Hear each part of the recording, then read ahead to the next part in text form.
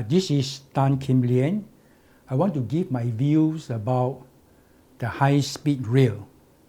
First, I'm happy that the high-speed rail project has been cancelled. Why? I don't like the rail to go all the way to Jurong East. You know, the construction work, the digging, and the disruption, the cost. These are a lot of money. And second, I don't like the idea that the train comes all the way into Singapore before the passengers are checked.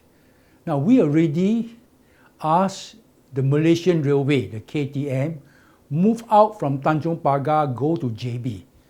Then why are we now asking the high-speed rail to come into the heart of Singapore?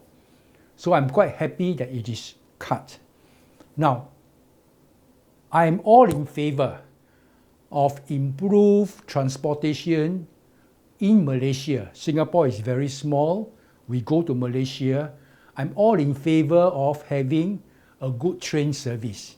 But it don't have to be a costly high-speed rail. We know it's very costly. And that's why the Malaysian government decided to cancel the project. That's the new government decided to cancel the project. It's very costly. Now, how do we get better travel in Malaysia without incurring this cost? The Prime Minister of Malaysia, Dr. Mahathir, says, let's improve the existing KTM railway service. This is the railway, Malayan Railway. They call it KTM. Now, the KTM stops in Johor Bahru. Now, the current speed, Singapore to KL, is about 60 kilometers per hour. So the journey takes about 6 hours. Dr. Mahathir says we can double the speed. In fact, more than double, 140 kilometers per hour by upgrading the track. So if you double the speed, the travel time can be cut down to half, to 3 hours. Now, I did some searching on the internet. I learned that actually KTM has already installed double track from Gemas in Johor all the way to KL and even beyond, Ipoh, and I don't know how far north. It's double track, and they are operating at 140 kilometers per hour. So what Malaysian KTM need to do is upgrade the track from Gemas to Johor Bahru, and that will improve the speed significantly, and the cost would be quite low, I guess, compared with installing a whole new high-speed rail. So we can leave it to Malaysia. I'm sure they will be able to speed up upgrading the track from JB northwards, and who knows, maybe we can get a much faster train service. Now, what I also like is that there is a project, and this project is being continued to build the link, the MRT link to Johor Bahru. They call it the RTS, the Rapid Transit System. Now, it means in Singapore, we can take the MRT, the Thomson line, and then change to the RTS that goes into Johor Bahru. And furthermore, what is very interesting is there will be a joint checkpoint. That means you don't have to clear through 2 checkpoints, Singapore side, Malaysia side. It's just 1 checkpoint. And with a new system, the time can be cut to very short.